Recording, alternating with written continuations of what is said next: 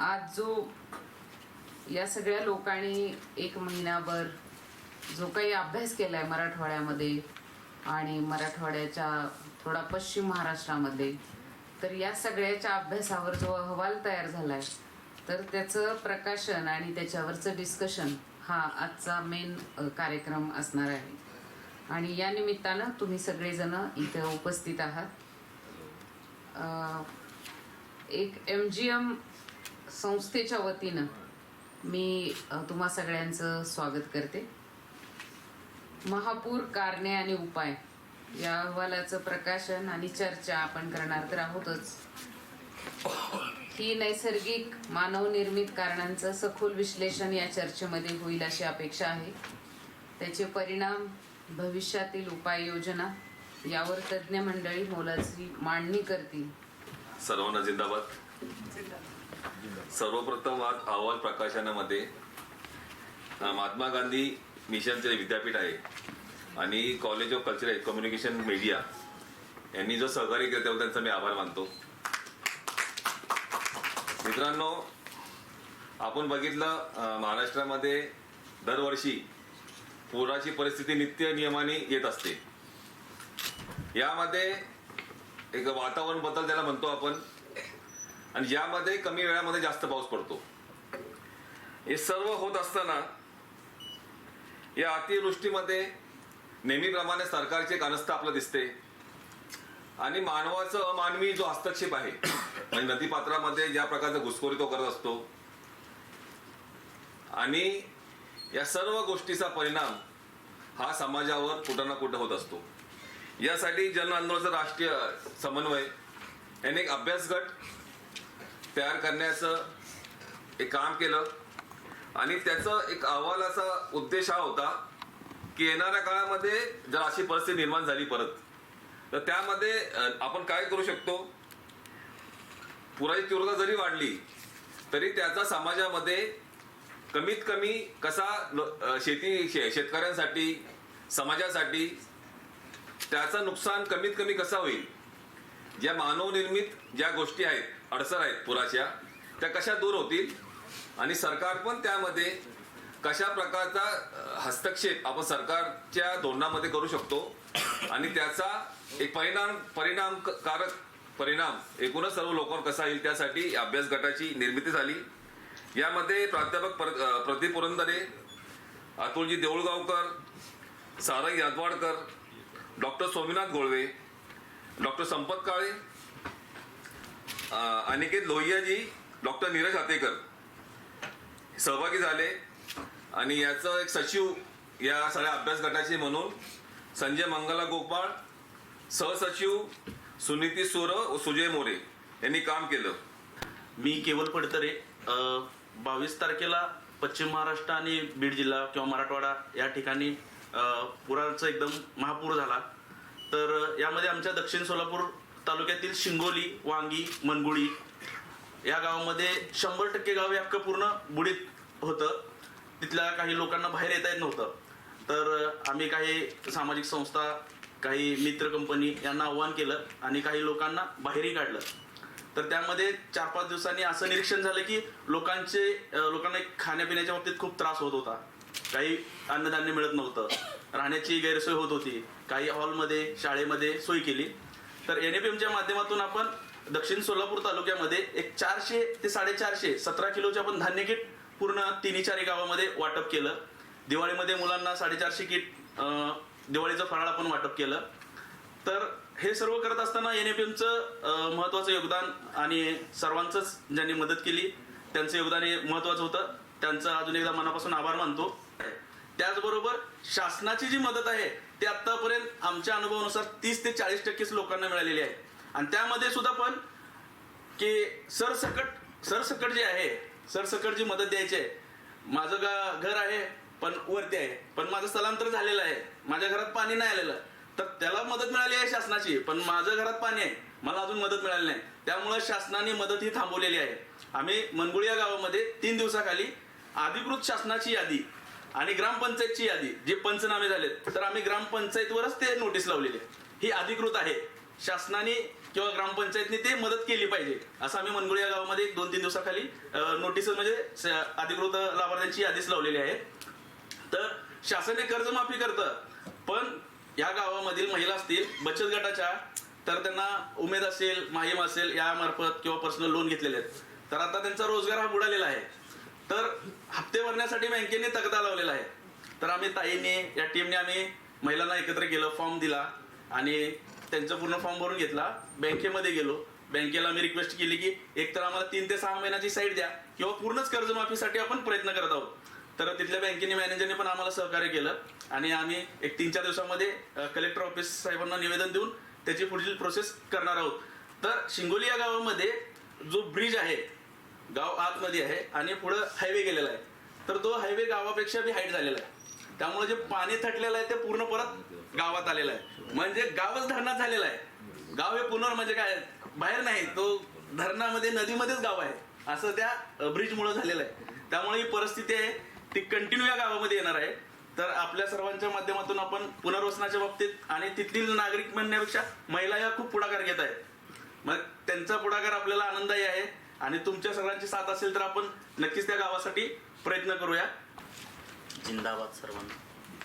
मी जुल्फिकार काझी, आधार सामाजिक संस्था परांडा, जिल्हा उस्मानाबाद. 21 सप्टेंबरच्या रात्री साधारणतः 2 वाजेच्या नंतर तसं पुराचं पाणी ते दिवसात सुरू वाढत होतं, पण रात्री 1च्या नंतर आमच्या तालुक्यात महापुराने प्रलय मांडला आणि त्यामध्ये अनेक शेतकऱ्यांच्या जमिनी वाहून गेल्या, अनेक शेतकऱ्यांचे गुरंढोरं वाहून गेले, घरं संसारात सगळं वाहून गेलं, विद्यार्थ्यांचे शैक्षणिक साहित्य वाहून गेलं. म्हणजे न भूतो न भविष्यती अशी परिस्थिती आमच्या तालुक्यात तालुका निर्मितीपासून पहिल्यांदा झाली. त्यावेळेस आम्ही एक सामाजिक संस्था म्हणून काय काम करू शकतो आपण हे आम्ही थोडंसं विचार केला आणि तात्काळ आम्ही निर्णय घेतला की लोक NDRFची टीम, महसूलचे कर्मचारी हे लोकांचं जीव वाचवतात, म्हणजे लोकांना पाण्यातून बाहेर काढतायत. पण ह्या बाहेर काढलेल्या लोकांना जगवण्यासाठी काय करायला पाहिजे? सगळ्यात महत्त्वाचं म्हणजे अन्न आहे. पोटाला अन्न असेल तर, पिण्याला पाणी असेल स्वच्छ तरच माणूस जगू शकतो. मग आम्ही अन्नाला आणि पाण्याला प्राधान्य दिलं आणि जवळपास आम्ही 22 तारखेपासून अविरत 30 तारखेपर्यंत आम्ही अविरत 8,000 लोकांना आम्ही जेवण पुरवलं, तयार जेवण पुरवलं. यानंतर ना काही लोकांच्या सहकार्याने आम्ही 300 कुटुंबांना रेशन किट पुरवले. त्याच्यानंतर आम्ही 600 विद्यार्थ्यांना शैक्षणिक साहित्य पुरवलं, संपूर्ण शैक्षणिक साहित्य. आणि काही लोक परत त्याच्यानंतर पाणी जसं जसं पुराचं ओसरत गेलं, 24-25 तारखेपर्यंत थोडं थोडं पाणी ओसरत गेलं. मग त्यानंतर असं जाणवलं, आम्ही ज्यावेळेस प्रत्यक्ष फील्डवर जात होतो, पाण्याची तर पिण्याच्या पाण्याची वानवा होतीच. आम्ही ते परांड्यातून, जिथं आम्हाला परांड्यापासून आमचे 5 किलोमीटरवरती गाव आहे वडनेर देवगाव म्हणून. देवगाव अलीकडे आहे आणि वडनेर पलीकडे, नदीच्या दोन्ही तीरावर 2 गाव आहेत.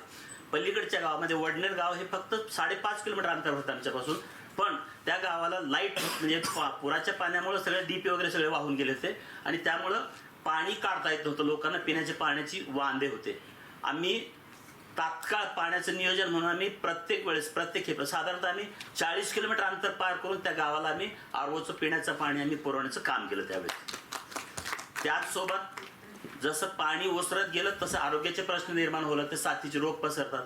म्हणूनसाठी आम्ही जिल्हा उपरुग्णालयाच्या सहकार्यानं आणि आमच्या संस्थेच्या माध्यमातून आम्ही ते आरोग्य कॅम्प लावले 4 गावामध्ये आणि लोकांची आरोग्य तपासणी करून त्यांना वेळोवेळी औषधं देणं, मेडिकलवर देणं वगैरे कामं आम्ही जे केले, जे प्राथमिक स्वरूपामध्ये असतात. त्यामुळे असं झालं की लोकांना तात्पुरता आधार मिळाला आणि त्याच लोकांच्या सहकार्याने परत आम्ही दुसऱ्या लोकांना मदत केली. आणि हे करत असताना आम्हाला सगळ्यांचेच सहकार्य मिळालं. ताई सगळ्या आल्या होत्या, सुजय भाऊ आले होते, सगळे आले होते आमच्याकडे. 2 वेळेस येऊन त्यांनी गेले. आज आमच्या परिस्थिती गावामध्ये अशी आमच्या पूर्व भागामध्ये अशी परिस्थिती आहे, जसं वाघेगावान आहे, देवगाव आहे, वडनेर आहे, त्यानंतर पिठापुरी आहे. ह्या गावातल्या जमिनी महापुराच्या पाण्यानं खरडून गेलेल्या आहेत. ऊसाची पिकं, खरीपाची पिकं हे पूर्णपणे नेस्तनाबूत झालेले आहेत. जे जमिनी आहेत त्या जमिनी पूर्णपणे खरडून गेल्या आहेत. आता आम्ही अशी मागणी करतोय की खरीपाची पेरणी वाया गेली, नुकसान झालं, उगून आलेलं पीक वाहून गेलं रब्बीची पेरणी तर होणारच नाही, कारण जमीन आमची पूर्ण खरडून गेली आहे. त्यासाठी शासनाने आमच्या जमिनी पुनर्निर्माण करून द्याव्यात, जेणेकरून आम्हाला आता जरी न्याय झाला तर पुढच्या खरीपाला त्या जमिनी आम्हाला वापरण्यायोग्य होतील. कारण आज ही परिस्थिती नाही आहे की आम्ही त्या जमिनी दुरुस्त करू शकू. आज परिस्थिती नाही आहे तशी. पुरामुळे सगळी माती वाहून गेली. जे जमीन जिथं सुपारी फोडायला दगड मिळत नव्हता, अशी जमीन आज वाळवंट होऊन बसली सगळी तिथं.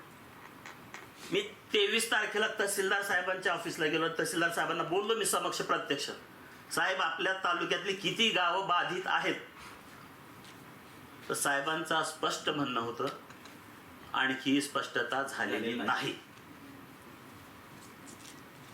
तेव्हा एका पेशकार ला बोलावलं आणि सांगितलं की ह्यांना त्या गावांची माहिती द्या. मी गावांची नावं सांगितली आणि यादी त्यांनी तयार केली. किती मोठं दुर्दैव आहे. म्हणजे एक सामाजिक कार्यकर्ता काय करतो आणि शासन प्रशासनासाठी लोक काय करतात याचा थोडासा आपण सगळ्यांनीच विचार करायला पाहिजे. त्याच विरोधात आपण त्यासोबतच त्यांना सहकार्य घेऊन त्यांच्यासोबत राहून आपण काम करायलाच पाहिजे. माझी अशी मागणी आहे आता सध्याला, आपण मागणीच म्हणू मी, की शासनाने जमिनी खरडून गेलेल्या दुरुस्त कराव्यात. शेतकऱ्यांचं झालेलं नुकसान न भरून येणार आहे. तात्काळ त्यांना अनुदान मदत हे रोख स्वरूपात द्यायला पाहिजे. कारण अनेक शेतकऱ्या, अनेक म्हणण्यापेक्षा मला स्वतः, मी शेतकरी आहे, मी स्वतः शेतकरी आहे, मला अजून मदत मिळालेली नाहीये.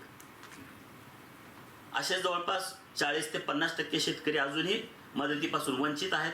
शासनाने या गोष्टींकडे लक्ष द्यायला पाहिजे आणि काहीतरी उपाययोजना व्हायलाच पाहिजे. नमस्कार आणि जिंदाबाद सगळ्यांना. तर मी वैभवी प्रेमलता संजय, मी प्रॉपर कोल्हापूरची आहे, सध्या पुण्यात असते. माझं वकिली नुकताच पूर्ण झालं आणि वकिली झाल्या झाल्या मी या कामात आले. तर सुरुवातीला असं सांगायचं झालं तर मी अनेक गोष्टींचा सध्या मध्ये आहे. मी राहणार इचलकरंजीची असल्यामुळे किंवा कोल्हापूर भागातली असल्यामुळं तिथली पंचगंगा आणि त्या पंचगंगेचा असणारा प्रत्येक वर्षीचा पूर आणि त्याची प्रत्येक वर्षीची त्या पुरातली मी पूरग्रस्त, तर तिथला तो अनुभव आणि स्वतः पूरग्रस्त असल्यामुळं ज्या गोष्टी घडतात त्या काय आहेत, कशा पद्धतीने घडतात, प्रशासन कशा पद्धतीने चालतं, ह्या सगळ्या गोष्टी अगदी जवळून पाहिलेल्या आहेत. आणि त्याच्याही बरोबर ज्यावेळेस आपण स्वतः पूरग्रस्त असतो ती खूप गोष्ट वेगळी असते, पण ज्यावेळेस इतर कुठेतरी पूर आलेला असतो आणि त्या ठिकाणी पूर आला आणि ती पाहणी करायला जाणं, त्या गोष्टींचा अभ्यास करायला जाणं, ह्या दोन्ही गोष्टी खूप वेगळ्या वाटल्या. आम्हाला मिळतंच, पण अशा ठिकाणी ज्यावेळेस आम्ही गेलो की ज्या ठिकाणी दुष्काळी भाग आहे आपल्याला सगळ्यांनाच माहिती आहे, आणि अशा ठिकाणी महापूर येणं ही खूप म्हणजे वेगळी गोष्ट होती. आणि अनुभवण्याचं म्हणजे पहिला तिथं आम्हाला सांगितलं की 100 वर्षात ही गोष्टच घडलेली नाही आहे. आमच्या आधीच्या पिढ्यात पण आम्ही अनुभवलं नाही, जे मी आत्ता पहिल्यांदा आम्ही सगळे हे अनुभवतोय. तर ही खूप वेगळी गोष्ट होती. आणि हेच बघायला ज्यावेळेस अभ्यासायला आम्ही गेलो तर तिथं आम्हाला लक्षात आलं की एकतर अतिवृष्टी ही आहेच, आणि जे काही पुलाचं बांधकाम आता दोघांनीही सांगितलं, दोघंही प्रत्यक्षदर्शी आहे. जुल्फिकार सर तर तिथले ग्राउंडवर काम करणारे सुद्धा आहेत, तर यांचे तुम्ही अनुभव ऐकलेच. पण या सगळ्यात एकच आहे की त्यांना मदत मिळावी. आम्हाला जशी मदत मिळते प्रत्येक वर्षी तशी त्यांना मदत मिळालीच नाही. आता जो काही पंचनामा करायचा असतो की जो तत्काळ असतो, तो पंचनामा सुद्धा जवळपास 1.5 महिना झालेला नाही. ही तिथली आता वास्तविकता आहे की कुठल्याही म्हणजे अत्यंत असे जिथं पोचता येतं. आता अंतरगाव सारखा एक भाग आहे की जिथं पोचायला तिथला पूलच तुटलाय. म्हणजे एका गावातून दुसऱ्या गावात जाण्यासाठी जो काही रस्ता होता, पूल होता, तो पूलच तुटला. सो तिथं तुम्ही पंचनामा करायला जाऊ शकत नाही, मान्य आहे, पण निदान तुम्ही काहीतरी त्या गोष्टींसाठी पर्यायी व्यवस्था करणं हा तुमचा प्रशासनाचा भाग आहे. इवन जवळपास 90% शेती गेलेली तिथं घरं आहेत. एक पूर्ण गाव, आता शिंगोली सारखं गाव आहे, 270 कुटुंब आहेत. 270च्या 270 कुटुंब पाण्यात जातात. तर या गोष्टींचा अभ्यास करणं गरजेचं आहे. तर तो अभ्यास कसा करावा किंवा काय त्यातून पुढं यावं यासाठी आम्ही हा एक अभ्यास गट चालू केला ह्या महापुरासाठी. त्यातून आम्हाला दीर्घकालीन उपाय काही आम्ही काढले. तर ते असे आहेत, दीर्घकालीन उपाय म्हणून सीना नदी व उपनद्यांवरचे पहिले तर अतिक्रमण दूर करणे, दुसरं बंधाऱ्यांच्या दुरुस्त्या करणे, तिसरं धरण व्यवस्थापन धोरणांचे पुनर्विलोकन, त्यानंतर ग्रामस्तरीय आपत्ती निवारण समित्या आणि हवामान बदलाच्या पार्श्वभूमीवर नव्या नियोजनाचे धोरण आखणे आवश्यक आहे. आता तसं पाहायला गेलं तर आपण म्हणतो की ही सगळी नैसर्गिक आपत्ती आहे, नैसर्गिक आपत्ती आहे, आपण सगळे तर काय करणार. पण मी तर असं म्हणेन की ही स्वतः एक मानवनिर्मित आपत्ती आहे की ज्याच्यात प्रशासन कुठंतरी कमी पडले. जे काही तुम्ही डेव्हलपमेंट्स करत जाता त्या डेव्हलपमेंट्समुळे आता ह्यांनी पण सांगितलं, दादांनी सांगितलं, केवल भाऊंनी सांगितलं की एक असा पूल बांधण्यात आला जो काही पुणे सोलापूर हायवेवरचा आहे. तर त्या पुलामुळं अख्खं गाव पाण्यात जातं, अख्खं गाव त्या धरणामुळं पाण्यात जातं.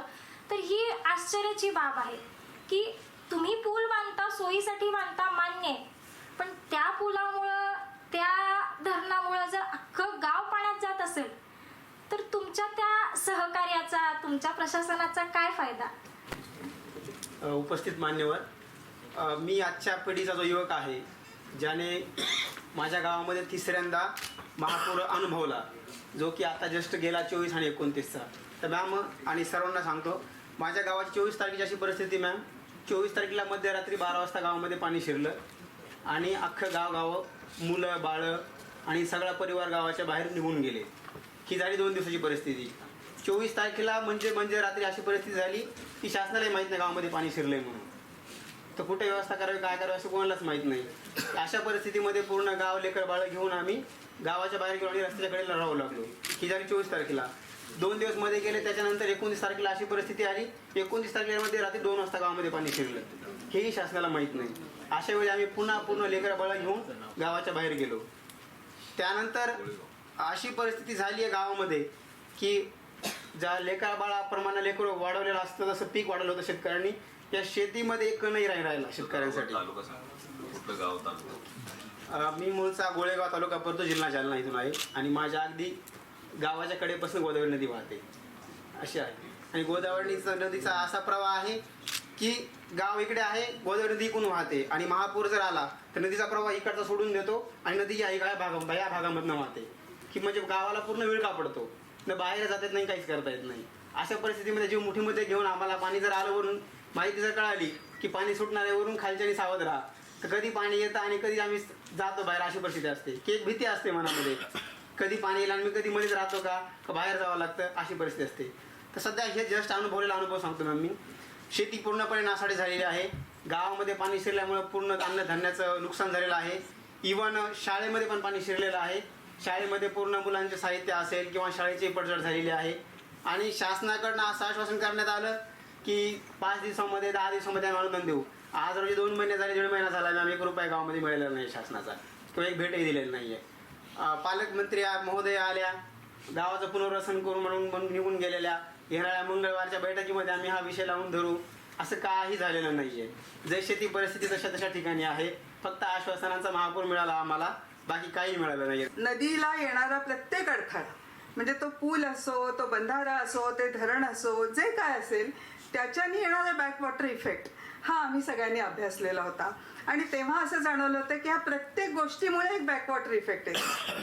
आता जे शिंगोळीचं उदाहरण दिलं गेलं आणि ते खरोखर म्हणजे धरणासारखी भिंत जेव्हा पुलाची बनते त्यावेळी आपोआप, आणि ते धरणाला निदान दरवाजे असतात, पाणी त्याचा विसर्ग असतो. इथे तर ज्या पुलाच्या कमानी असतात त्यातून जे काय पाणी वर जात असतं ते जात असतं, पण पुलाच्या कडेला जी भिंत असते ती धरणाच्या भिंतीसारखी होऊन जाते.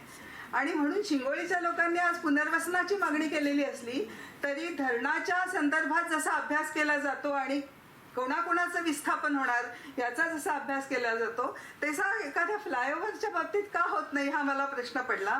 अक्षरशः शिंगोळी गावाच्या डोक्यावरून जेव्हा पाणी जातं आणि 8 दिवस तिथलं पाणी तिथलं कमी होत नाही, त्याचं कारण असं की नदी दुथडी भरून वाहत असते. त्यावेळी खरं तर हे अगदी कुणाचं, म्हणजे हे फक्त अतिवृष्टीचं, हे नैसर्गिक आपत्तीचं हे लक्षण आहे का हा विचार करावा लागतो. म्हणजे ह्या सगळ्या पुरामध्ये अस्मानी किती आणि सुलतानी किती याचा खरा म्हणजे आपल्याला सगळ्यांना विचार करण्याची खूप गरज आहे. आणि आता जसं पुन्हा उल्लेख झाले इथे की क्लायमेट चेंज हे एक वास्तव आहे, त्याला आपण बदलू शकत नाही. आपल्याला त्याला तोंड कसं द्यायचं, सामोरं कसं जायचं, त्याच्यात कसं टिकायचं हेच केवळ आपण मानव करू शकणार आहोत.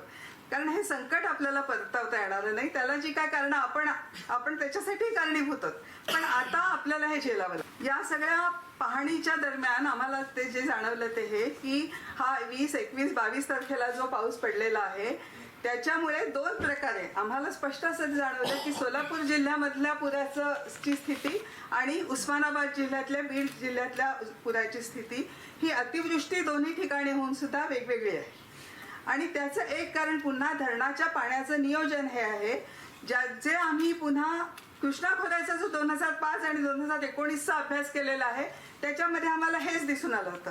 2005 मध्ये तर पंचगंगेचा ज्याच्यात उल्लेख झाला 5 धरणांचं पाणी एका वेळी सोडलं गेलं होतं, ही स्थिती झालेली होती. पण इथे सुद्धा जर कायदा आणि नियम सांगतो की धरणाचं पाणी कधी कधी भरा, किती प्रमाणात धरण भरा आणि मे महिन्यामध्ये धरणं पूर्ण रिकामी असली पाहिजेत. मला हे समजू शकतं की मराठवाड्याला पाण्याची परंपरा नसल्यामुळे पाऊस आला की धरण भरून ठेवणं ही मानसिकता मला समजू शकते. पण आता जी ही स्थिती झालेली आहे ह्याचा एक सायंटिफिक अभ्यास करून त्याच्यामध्ये काय होऊ शकतं ही प्रिडिक्शन्स करून आपल्याला हा विचार करावा लागेल की नाही की सप्टेंबरमध्ये किंवा मे जूनमध्येच धरणं का भरलेली होती आणि मग ह्या एवढ्या मोठ्या प्रमाणात पाणी का सोडावं लागलं. हा एक भाग. दुसरा भाग असा होता की ज्या पद्धतीने आम्ही बंधारे पाहिले आणि तिथे सगळं झाडं आणि सगळ्या गोष्टी ज्या वाहून आलेल्या होत्या मोठ्या प्रमाणावर, एक कळलं की बंधाऱ्यांचे दरवाजे उघडण्याची प्रोसेसच झालेली नव्हती. किती ठिकाणी बंधारे फुटलेले असावेत, किती ठिकाणी. त्यानंतर त्या सगळा गाळ जो वाहून आला आणि तिथे तटला त्यामुळे पाणी सगळं शेतांमध्ये विखुरलं. त्या ज्याचं वर्णन आता मगाशी ह्यांनी केलं, खरोखर दगड धोंडे सगळ्या पूर्ण जलाशयांचे, म्हणजे नद्यांनी आपली पात्र बदलली. सगळे पाझर तलाव अनेक ठिकाणी फुटलेले आहेत. नद्या आणि ओढे आणि नाले, म्हणजे गंमत अशी सांगते तुम्हाला की लोकांना आम्ही विचारलं जेव्हा की हा तुमच्या जे काय वाहत आलेलं होतं हा इथला ओढा आहे का, तर लोक आधी हो म्हणाले आणि मग म्हणाला नाही खरं तर ही नदी आहे. म्हणजे नद्यांचे आपण ओढे आणि नाले करून त्यांचं बारमाही वाहन आधी संपवून टाकलेलं आहे. नद्यांचे आणि सगळ्याच जलस्रोतांचं आपण जी काय वाट लावून टाकलेली आहे याच्यासाठी आपण सगळे जबाबदार आहोत. म्हणजे त्या सगळ्याचं एका बाजूला दगडधोंडे आलेले वाहून, दुसऱ्या बाजूला ही सगळी वाळू आलेली वाहून, आणि ह्या परिस्थितीमध्ये शेतकऱ्याला स्वतः उठणं आणि स्वतः तिथे शेतात पुन्हा माती गाळ आणणं हे केवळ अशक्य आहे. हे मला इथून आपल्याला आणि सरकारलाही सांगायलाच पाहिजे. ह्या सगळ्या म्हणजे विशेषतः सोयाबीन, तूर, कापूस, ऊस ही पिकं जेव्हा जातात, शेतकरी सांगत होते की किमान ह्या पिकाचं आम्हाला 50,000 रुपये एकरी नुकसान झालेलं आहे. आणि आम्ही तो हिशोब काढला, क्विंटलला किती उत्पादन एकरी होतंय, त्यांचं किती क्विंटल आणि त्याचा भाव अगदी आत्ता सरकार देत आहे. म्हणजे पुन्हा हमी भाव हा वेगळाच प्रश्न आहे, पण आत्ता जो सरकार देत आहे त्या भावाने सुद्धा किती त्यांचं नुकसान झालेलं आहे एका खरीपाचं.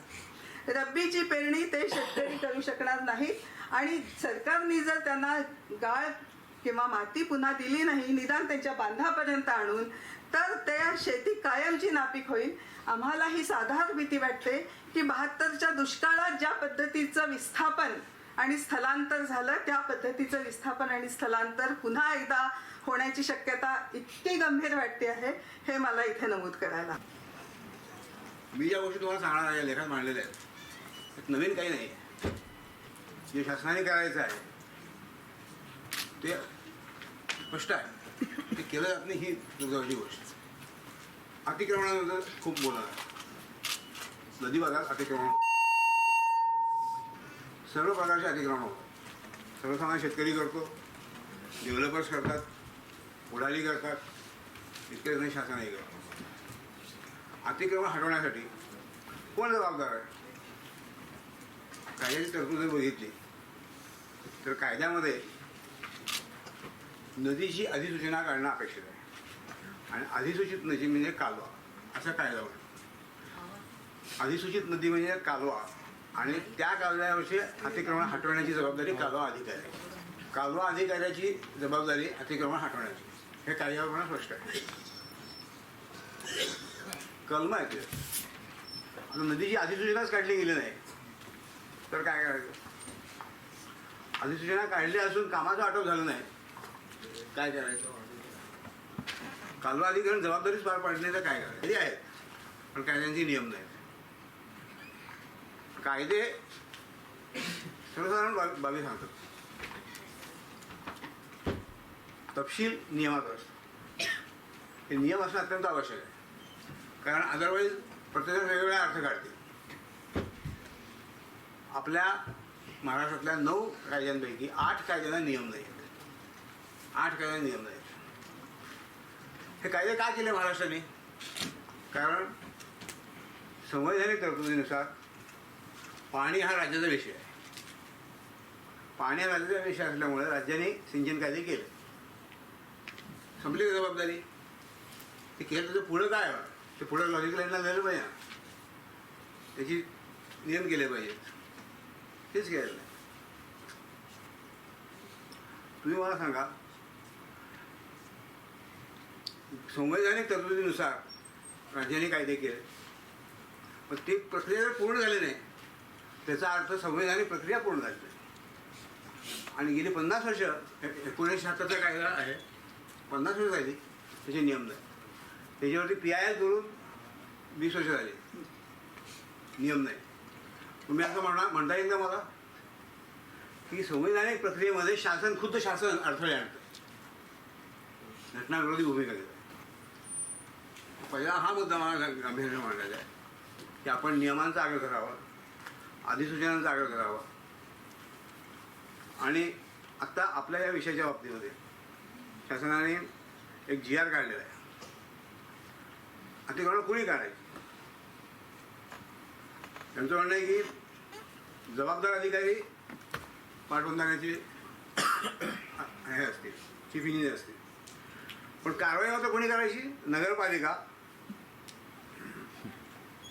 मनपा, स्थानिक स्वराज्य संस्था आणि जिल्हाधिकारी यांनी करावी.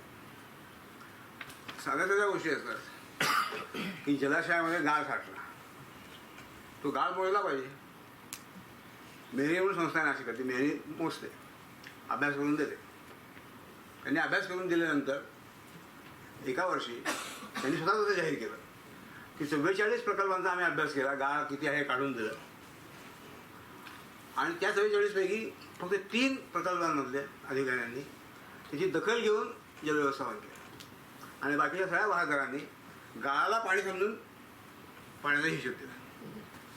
पाण्याचं नियोजन जर व्यवस्थित करायचं असेल, नियमन व्यवस्थित करायचं असेल तर हायड्रॉलॉजिस्ट लागतात, जलवैज्ञानिक लागतात. हे मी म्हणत नाही. 1999 साली चिखले साहेबांच्या अध्यक्षतेखाली जो आयोग नेमला गेला त्यांनी सांगितलं की सिंचन आयोगाला काही अभ्यास करून घ्यायचे होते, पण जलसंपदा विभागाकडे हायड्रॉलॉजिस्ट नसल्यामुळे ते अभ्यास करता आले नाही. आणि त्यांनी 1999 साली सांगितले किमान 250 लोकांची अपॉइंटमेंट करा. चिखले साहेबांचा वेळोवेळी आधाराने उद्गार करणारा म्हणतो अंमलात आणलेला आहे. ॲक्शन प्लॅनच्या दृष्टिकोनातून 2-3 सूचना मला करायच्या, बोलण्यासारखं खूप आहे. प्रत्येक नदीची अधिसूचना काढा.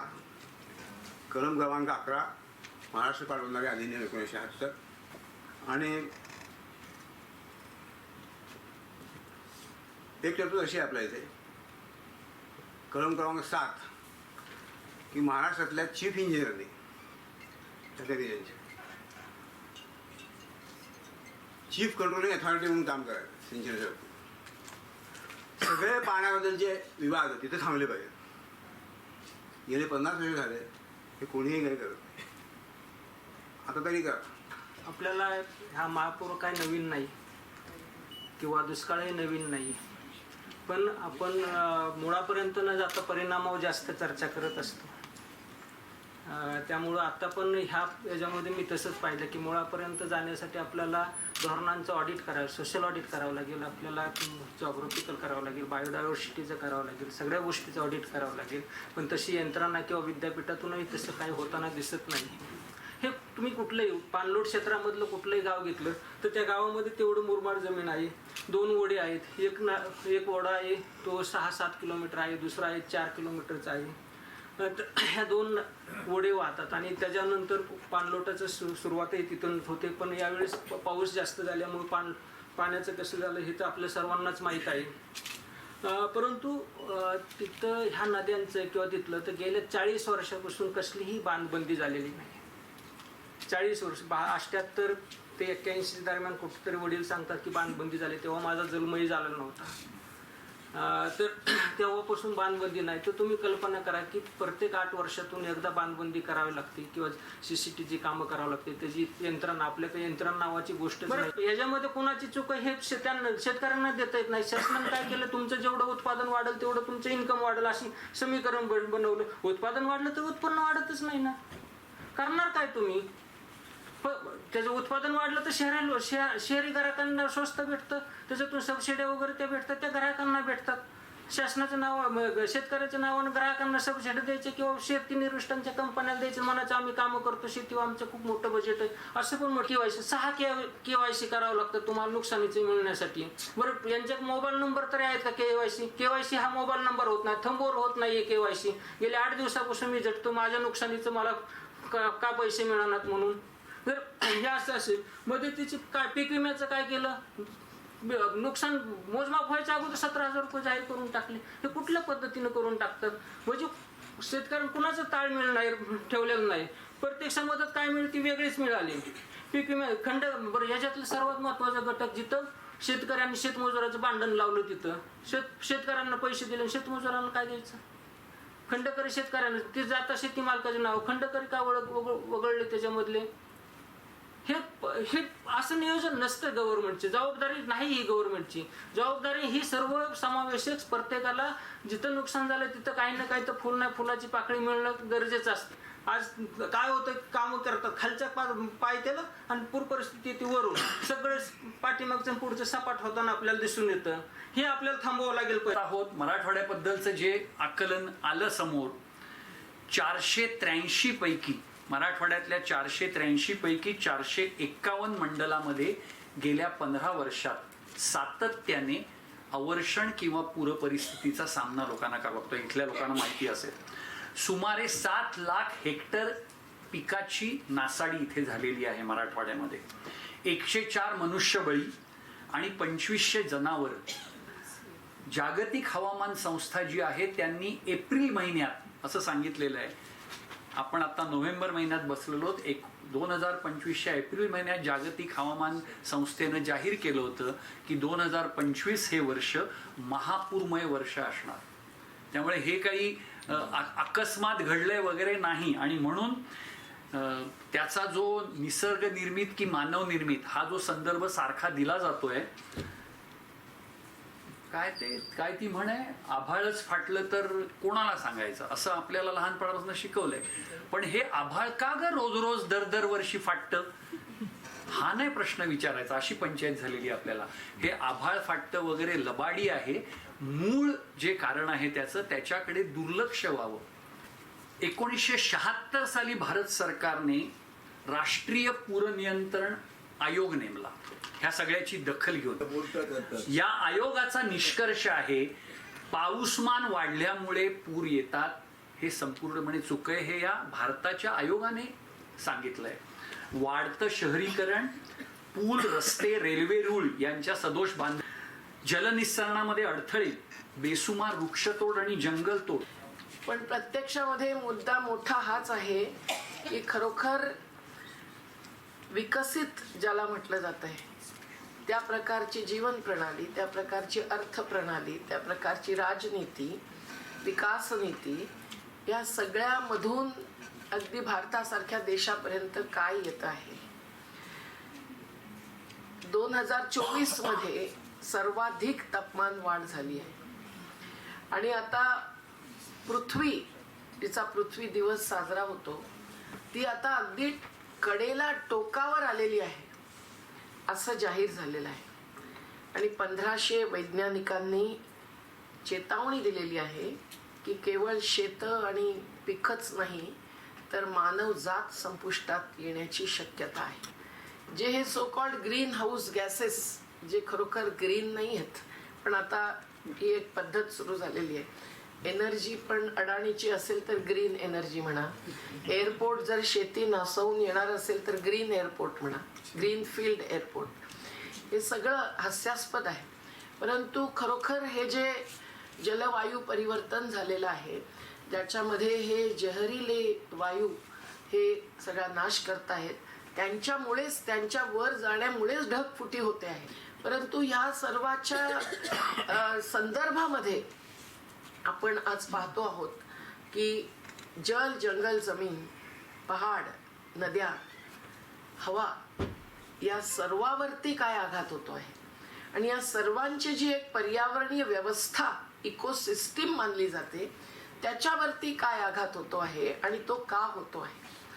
आणि हे थांबवणं शक्यच नाही असं मला तरी वाटत नाही म्हणावं, कारण क्लायमेट चेंज झालेला आहे तो मानव निर्मित आहे, शासन निर्मित आहे, समाज निर्मित आहे. तर मग सगळ्यांनीच आपापली जबाबदारी उचलली पाहिजे. हेच आवाहन आणि त्याच्या मार्फत आव्हान हे आपल्याला ह्या छोट्याशा पण आपल्या योगदानातर्फे उभं करायचं आहे. अमेरिकेच्या टेनेसी व्हॅलीच्या आधारावरती आपण मोठी धरणं बांधायला सुरुवात केली. भाकरा नांदलच नाही, दामोदर नदी खोऱ्यापासून त्या खोऱ्याचा एक एक भाग पाहून आम्ही बंगालच्या आमच्या NAPMच्या साथींसह इतके प्रश्न उठवले. आजही ती योजना पूर्ण झाली नाही, पण अमेरिकेने 1951 धरणं आज निरस्त केलेली आहे, डिकमिशन केलेली आहे. आणि त्याचे आमचे वर्ल्ड कमिशनर डॅम्स होतं, मी पण कमिशनर होते, आमच्या बरोबर बसलेले तेव्हाही सांगत होते की आम्ही एक मासळी वाचवण्यासाठी केवळ हे थांबवलेलं नाही, 1994 पासून त्यांनी थांबवलं मोठी धरणं बांधणं, तर आम्ही लाभ आणि हानीचा पूर्ण विचार करून निर्णय घेतलाय. आणि आता त्याच्या पुढे युरोपच्या देशांनी 4000 धरणं तर थांबवलीच आहे, परंतु त्यांच्या युरोपियन पार्लमेंटनी आता असा निर्णय घेतलेला आहे की 2030 पर्यंत 25,000 किलोमीटरच्या नद्या सर्व अडथळे दूर करून ते रिकाम्या करणार आणि वाहत्या करणार. ते वाढतं शहरीकरण, वाढतं औद्योगिकरण याचा उल्लेख तुम्ही प्रत्येक प्लॅन मध्ये सरकारच्या सुद्धा मिळेल. मी आपदा प्रबंधनवरती जास्त लक्ष दिलं की काय नेमकं म्हटलेलं होतं आणि काय नेमकं होतं आहे ह्या महापुराच्या संदर्भामध्ये. तर केव्हा झालेले आहेत हे प्लॅन्स महाराष्ट्रातल्या या जिल्ह्यातले? कुठला 2022चा आहे, कुठला 2023चा आहे, एखादाच अहमदनगरचा 2024चा आहे.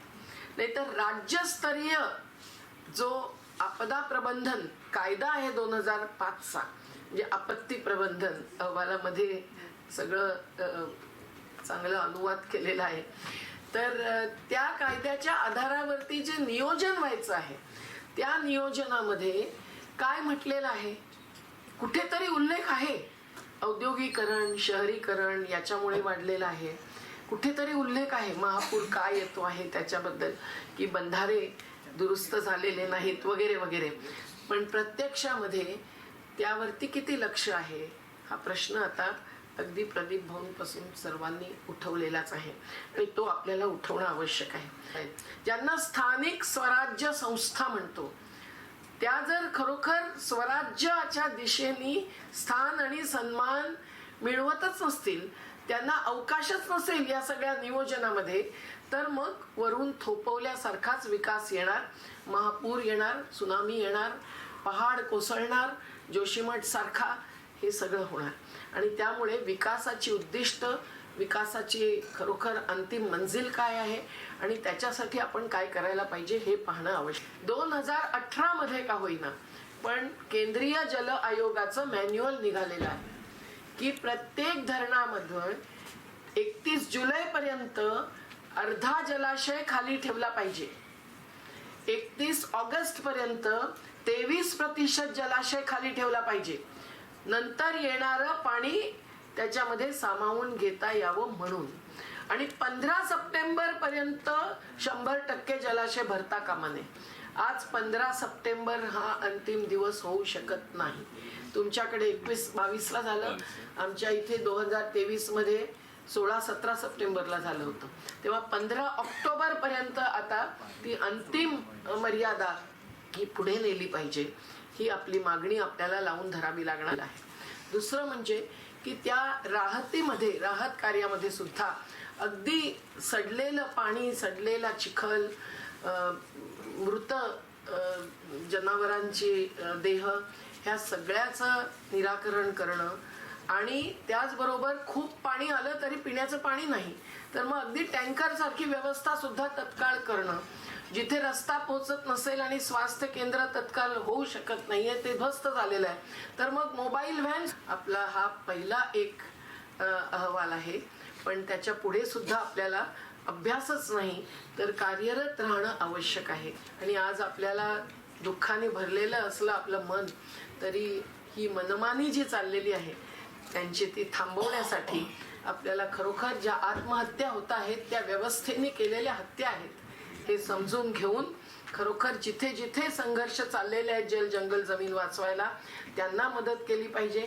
नदी खोऱ्यातल्या आंतर नदी खोऱ्याला पूर्ण विरोध आहे. आंतरराष्ट्रीय पातळीवरचा inter river basin transfer, interlinking of reverse ते समजून घेतलं पाहिजे. आणि खरोखर जननियोजन हे जमीन, जंगल, पहाड यांच्या बरोबर एक इकोसिस्टीमच्या पातळीवरती कसं करायचं त्याचा विचार आपल्याला समाजामध्ये पण रुजवला पाहिजे. आणि जनप्रतिनिधींच्या समोर सुद्धा या अहवालाची कॉपी तर गेलीच पाहिजे, परंतु कुठेतरी आपल्या चर्चा झाल्या पाहिजेत. कुठल्याही पक्षाचे असोत, आपण त्यांची जबाबदारी आणि त्यांचं कर्तव्य संविधानाने दिलेलं हे समजून घेऊन आणि अधिकाऱ्यांना सुद्धा आपल्याला आग्रहाने आपल्याबरोबर प्रतिनिधींबरोबर बसवावंच लागेल हे लक्षात घेऊन आपण कार्यरत होऊया.